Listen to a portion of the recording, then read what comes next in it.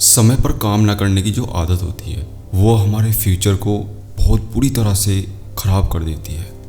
आज नहीं तो कल, कल नहीं तो परसों, हम इसी तरह अपने कामों को टालते रहते हैं।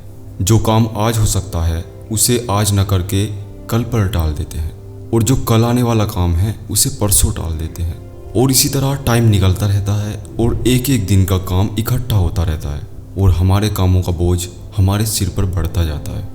ये स्थिति है एक प्रेशर की, अपने ही आत्मविश्वास को ख़त्म करने की।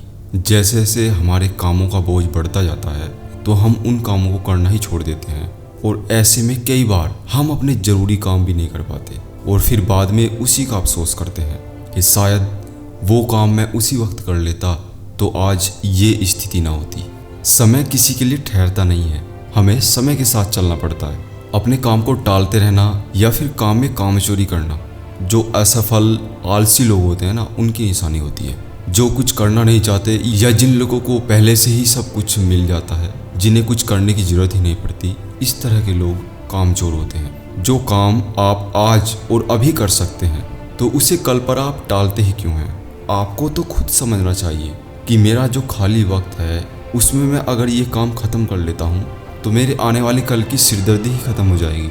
अपने आलस को अपनी ज़िंदगी से दूर रखकर उस काम को आज ही निपटा लें।